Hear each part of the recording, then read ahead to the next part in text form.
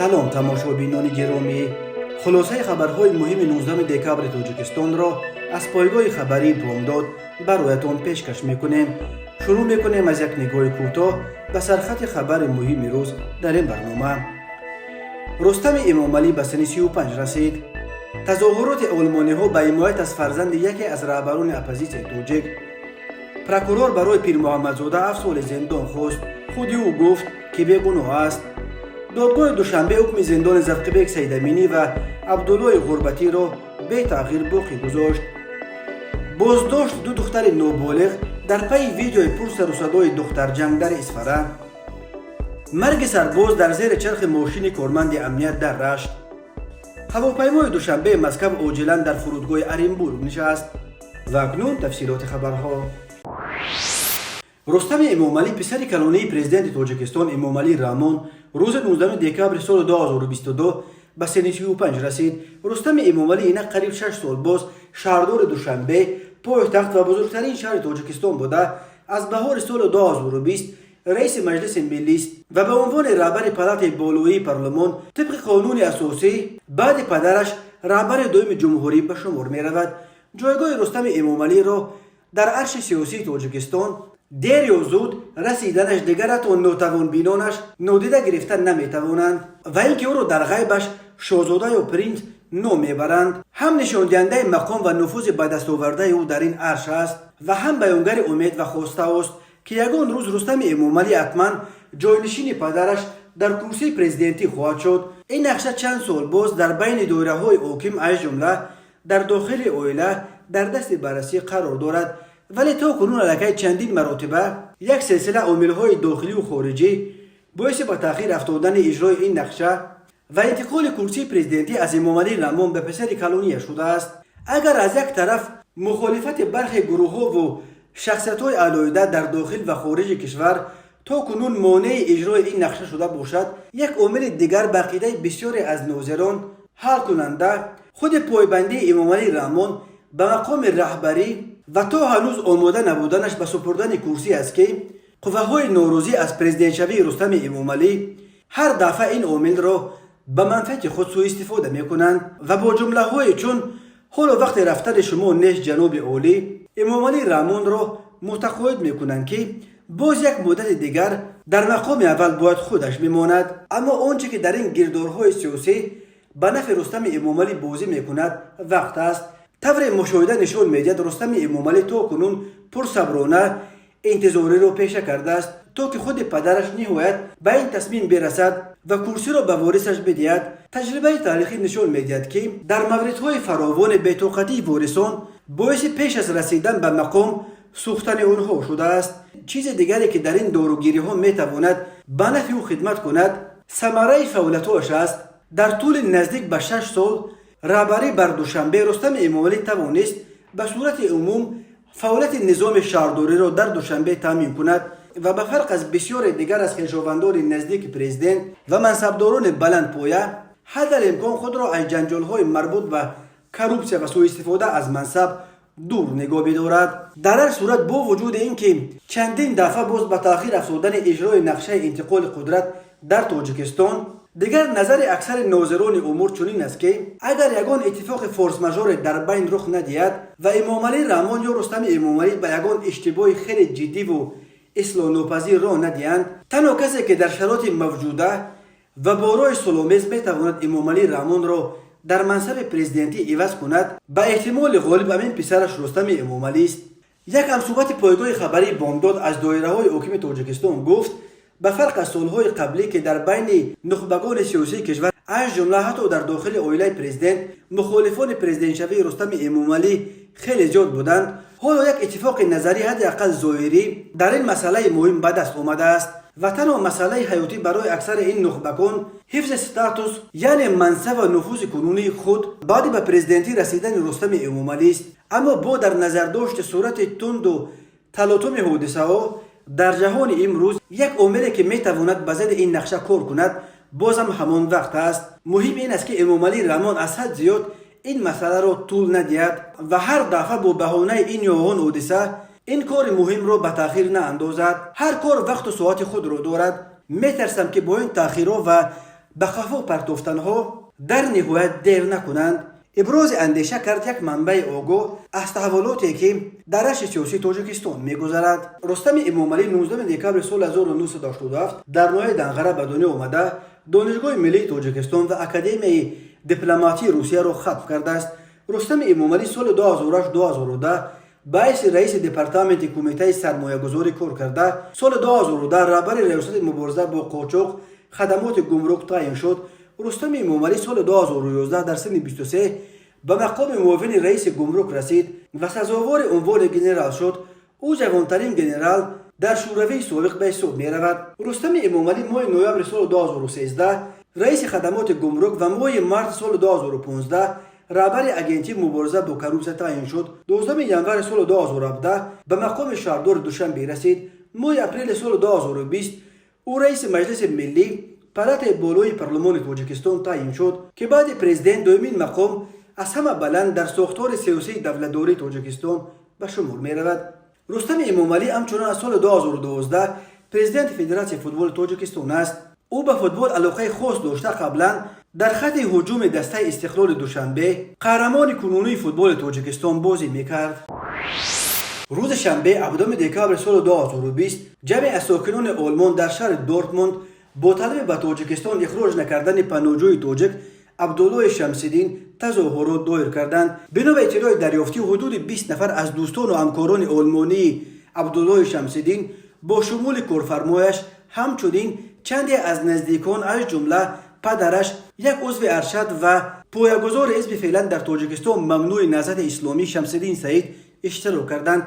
تظاهرگران طبری اشیاء با خود آوردهشان دیده می شود. از آن نگران بودند که عبدالله شمس‌الدین در صورت اخراجش به تاجیکستان حکم طولانی زندان و شکنجه می تواند تعنیف کند. شمس‌الدین سعید روز 19 دکبر به سامانه بامداد خبر داد که کجا بودن پسرش نیز انیق شده است. عبدالله فعلا در یک بازداشتگاه در کنار شهر دورتموند قرار دارد. همسر و فرزندانش صبح جمعه 16 دکبر توانستند که رفته او را در بازداشتگاه ببینند. برایش 2 ادوکات گرفتیم که حال و تلاش دارند تا قرار اخراج عبدالله از آلمان به تاجیکستان بازبینی شود.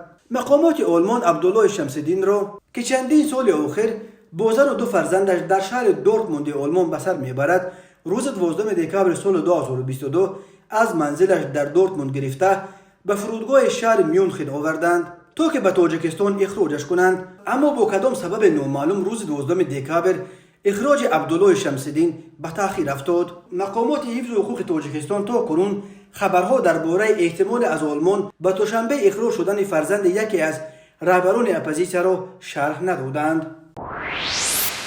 روز 16 دکبر سال 2022 پروکورور یا عیبدار کننده دولتی برای عبدالستار پیرمحمدزاده یک روزنامه‌نگار بازداشت شده تاجیک 7 سال زندان خواسته است.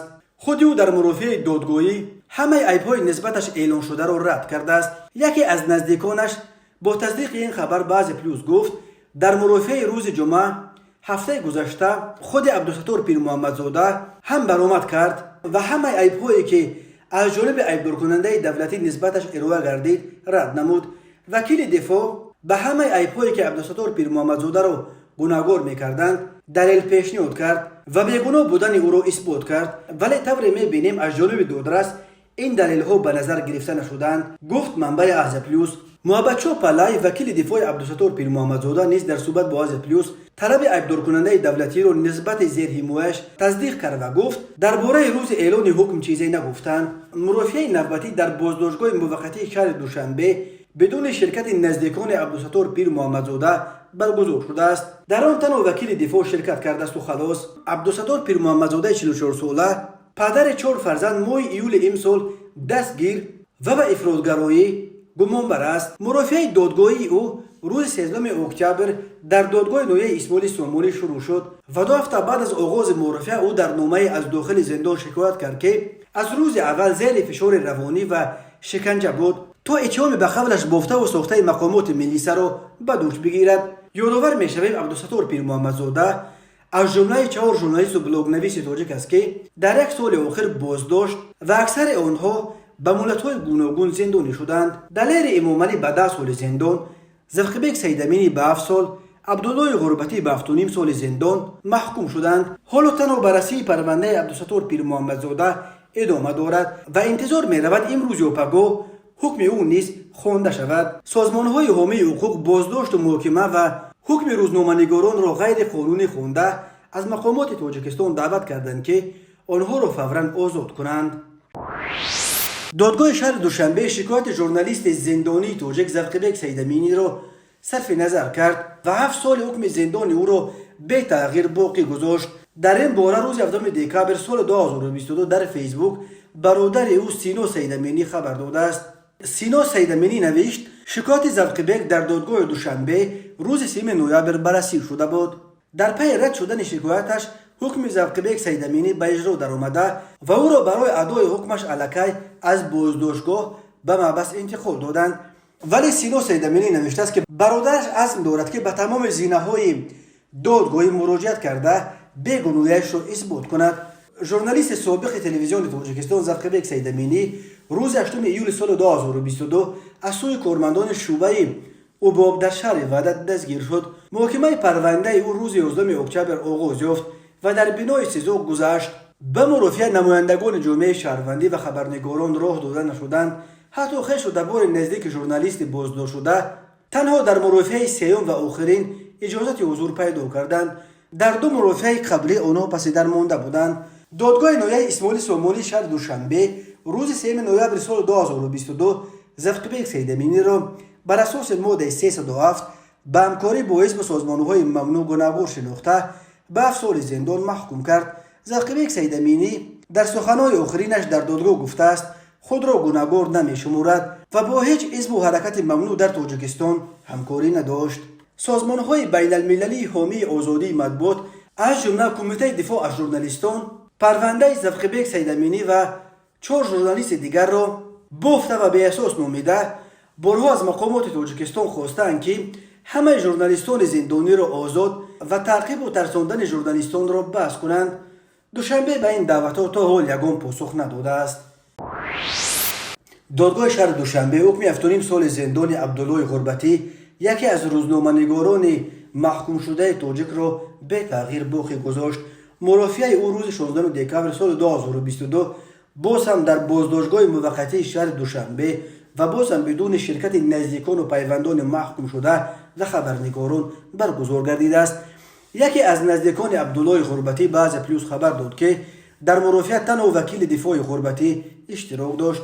دادرس 7.5 سال حکم زندان دادگاه نویه شومنصور را نسبت به عبدالله غربتی به تغییر گذاشته است.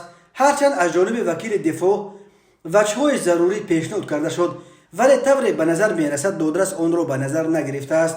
گفته است امصوبت از پلیس بنا به اطلاع سامانه مرکز مستقل حقوق بشر تاجیکستان عبدالرحمن شریپوف وکیل دفاع عبدالله غربتی در شرح قرار دادگاه شهر دوشنبه گفته است که پس از قرار کلیگ سود اوید به پرونده های جنایتی دادگاه شهر دوشنبه حکم قوه قانونی گرفت و به اجرا درآمد.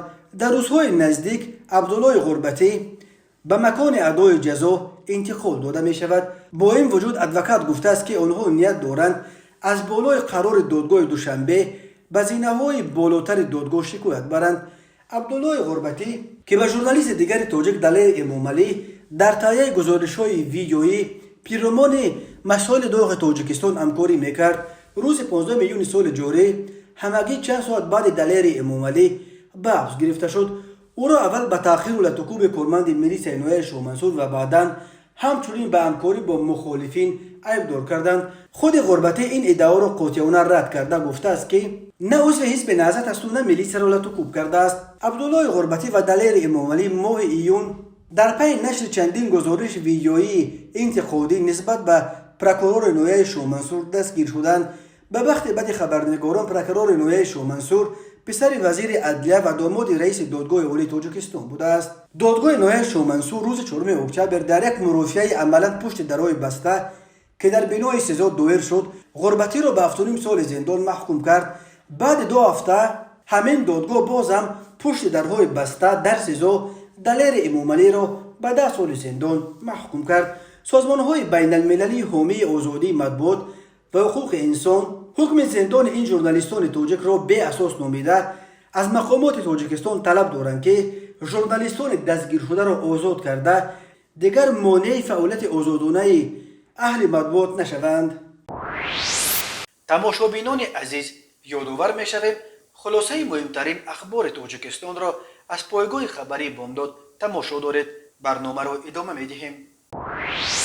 شام جمعه 16 دکبر سال 2022 شاهدان به پلیس نویه فستیوالسکی ولایت لنینگراد روسیه زنگ زده درباره یک زنوزنی گروهی در پارکوفکا یا توقفگاه فروشگاه میگا دیبنکا در کنار شهر سنت پترزبورگ خبر دادند. به گفته شاهدان یک گروه عبارت از تخمینا 10 نفر یک جوان را با کلتک و کرد لطوکوب کرده سپس از جای حادثه فرار کردند. در پی زنوزنی یک شهروند 21 ساله تاجیکستان با زخم‌های کرد در نویه قلبش به بیمارستان آوردند. طبیبان زخم او را وزنی مینامند. بنا به اطلاع رسانه‌های محلی این مهاجر تاجیک سال 2021 با نیت کار به روسیه آمده در شهرک کودروو در کنار شهر سنت پترزبورگ زندگی میکرد. فروشگاه میگا دیبنکا که در داخلش گیپرمارکت اشن هم است همچنین در پهلوی شهرک کودروو جایگیر شده است. در پلیس گفتند که در رابطه با این حادثه سنجش ادامه دارد و جزئیات زنوزنی معاین کرده می شود. درباره شخصیت آنهایی که به جوان تاجیک حمله کرده او را کور زدند در حال حاضر یگان معلومات دسترس نیست. موردهای افزاینده زنوزنی ها بین مهاجران چند وقت باز مایه نگرانی جدی مقامات روسیه شده است. ماه آگوست سال 2021 در پی یک سلسله زنوزنی های بین مهاجران در منطقه های گوناگون روسیه وزارت کارهای داخلی این کشور هشدار داد که از این به بعد مهاجران را برای دخل و ویران کردن ترتیبات جمعیتی از جمله برای اشتراک در زنوزنی ها بهرهمانه به کشورهای زادگاهشان اخراج کرده از حقوق عبور مرز روسیه محروم میکنند. ماه دکبر سال 2021 وزارت کارهای داخلی روسیه گفت که الکی بیش از 400 مهاجر را محض برای اشتراک در زنوزنی های عمومی اخراج کردند.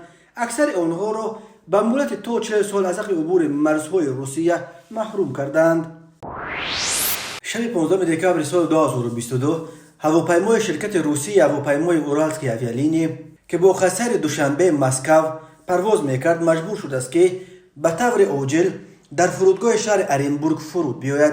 در این باره تلگرام کانال اویا اینسیدنت که حادثه های فوق‌العاده اویاسیونی را پیگیری میکند خبر داد. بنا به اطلاع این کانال سبب نشست اضطراری هواپیمای مسافرکش وضع سلامتی یکی از مسافران شده است. بنا به گزارش ها در فرودگاه ارنبورگ به مسافر مذکور کمک عاجل طبیبی رسانیدند و بعد این هواپیما با مسافرانش دوباره به پرواز خیست و این بار بدون یگان مشکل تا به فرودگاه ژوکوفسکی واقع در نویه رامینسکای ولایت مسکو رسیده است. درباره وضع مسافر بیمار و چه بیماری داشتن او اطلاعی داده نشده است. روز 7 دکبر سال 2022 در شبکه‌های اجتماعی ثبت ویدیوی لحظه جنجال 3 دختر ظاهراً نابالغ در اصفهان نشر شد. در ویدیو دیده میشد که دو دختر یک دختر دیگر را شط زنان و از مویش کشیده به لب آب میبرند. در راه وقتی که مویش را میکشند دختر جبر دیده ناله میکند و چند بار به زمین هم میافتد ولی با زیر مشت و شتک قرار میگیرد. در نهایت آن دو دختر جبر دیده را به لب دریا میبرند و با وجود هوای سرد او را به درون آب تیله میدهند. این دختر با آواز ترس خورده و گریان و نالان از آن دو نفر التماس میکند که این کارا با او نکنند. من این کارو نمیکنم، کردگی هم نبودم اپا جان، توبه میکنم. ولی آنها همچنان او را گشته و برگشته به درون آب سرد تیله میدهند. معلوم نیست که چی کار کردن دختر جبری دیده باعث چنین بدرفتاری آن دو نفر نسبت به وی شده است. ولی بسیاری ها در زیر این ویدیو در شبکه‌های اجتماعی چنین رفتار را باز یک علامت دیگر افت ارزش‌های اخلاقی در جامعه نامیده از مقامات حفظ حقوق خواستند که تا این دختران را پیدا کرده برای این مجازات خودسرانه یا سمسود جزا بدهند. الکی صبح 8 دکبر مرکز مطبوعات شبکه یکم میلیس شهر اصفهان با نشر یک اطلاع ویژه خبر داد که شخصیت اشتراکچیان این حادثه معین گردید. همه آنها نابالغ بوده. دو دختر یکی 14 و دومی 16 ساله یک دختر 14 ساله را چنین آزار دادند. بهر معین و دستگیر و به طور ابجکتیوی مورد سنجش قرار دادن قضیه مذکور کارمندان سمت‌های اپراتیوی و تفتیشاتی میلیس شعبه وزارت کارهای داخلی یکی جمهوری تاجیکستان در شهر اسفره سفربر کرده شده. ضمن برگزاری چهاربینی‌های اپراتیوی جستجویی صبح 18 دکامبر جوان دختران اوباش را در منزل‌های استقامتیشان بازداشت و دستگیر کرده به مقامات ملیس شهر اسفره دسترس نمودند. آنها بیگم و مهرانه سال تولدش 2008 استقامت کننده شهرک شورا به شهر اسفره، روزمت و موزونه سال تولدش 2006 استقامت کننده شهرک شورا به شهر اسفره می باشند. گفته می شود در اطلاع ملیس اسفره ضمن سنجش حادثه معاین کرده شده است که حادثه روز 27 نوامبر رخ داده است. تخمینا ساعت 14:30 صحنه 27 نوامبر سال 2022 با کوچه عباد فیض‌الله شهر اسفره روبروی آشخورده لوله یک جایه با جبر دیده شاهانه رفته با مقصد اوباشی یعنی دخلانه ویران نمودن ترتیبات جمعیتی که در آن بی احترامی نسبت به جمعیت ظاهر می‌گردد و با استفاده زورآوری نابالغ دختر را مورد لطکوب و آزار جسمانی قرار دادند و یکی از آنها این حالت را به نوار گرفته بعد چند روز گذشتن از حادثه مذکور در شبکه‌های اجتماعی پهن کرده است. گفته می شود در ادامه خبر ملیس اسفره گفت نسبت به دختران دستگیر شده چاره‌های قانونی اندیشیده می شود، ولی این ملیس اسفره هم درباره سبب از گریبان اون دختر گرفتن این دو ساکن شهر شوراب در اطلاعش چیزی نگفته است. شب 12 و 13 دکامبر سال 2022 تخمینا بین ساعت‌های 22 و 23 در نتیجه یک صدمه نقلیاتی ایدیف نجیب الله نعمتوویچ سال تولدش 1999 سرباز قسم نظامی 0211 واقع در دهه باغستان جماعت دیهات به نام باقی رحیمزاده نویه رشت در راه به سمت دانشکده آموزگاری رشت در نزد بنای طرفخانه صبح رشت در زیر چرخ ماشین سبکرنگ تمغه اوپل استرا مانده جراحت وزنی جسمانی برداشت. نجیب الله را در حالت وزنین به بیمارخانه مرکزی نویه رشت واقع در شهر غرب انتقال دادند. طبیبان برای نجات جان این سرباز جوان تا آخر مبارزه بردند ولی متاسفانه نتوانستند که او را از چنگ اجل نجاتند. نجیب الله در بیمارستان جان داد. جنازه نجیب الله جوانمرگ را روز 14 دکامبر در زادگاهش در دهه قزناق جماعت نصرت الله مخصوم نویه رشت به خاک سپردند. مرحوم ایدیف نجیب الله کالج طبی نویه رشت را ختم کرده بعد از همسر اولش جدا شدند. در دوام خدمت عسکری تازه از نو عائله‌دار شده بود. او در دعوت بهاری سال 2022 به خدمت ارتش جلب شده در قسم نظامی 0211 در دهه باغستان باعث طبیب خدمت میکرد. سبب در آن نصف شب 35 کیلومتر دور از محل خدمتش زیر چرخ ماشین ماندن این سرباز هنوز روشن باقی میماند. بنا به اطلاع دریافتی راننده ماشین اوپل استرا که سرباز را پخش کرد سوربان نامکارمند ریاست کمیته دولتی امنیت ملی در منطقه و نویه رشت است. این اداره این قضیه را رسما یگان شرح نداده است. با گذشت یک هفته یگان رسانه نیز درباره این صدمه در نویه رشت خبری نشر نکرده است. این هم معلوم نیست که آیا در رابطه با مرگ این سرباز پرونده گشوده شده است و آیا کسی به جوابگری کشیده می شود. تماشابینان عزیز و گرامی، این بود مرور به خلاصه چند خبر مهم امروز تاجیکستان. خبر و گزارش های بیشتر از تاجیکستان و درباره تاجیکستان و اطراف آن را در سامانه پایگاه خبری بامداد در این نشانه پیگیری نمایید: www.bomdad.com. خوش باشید.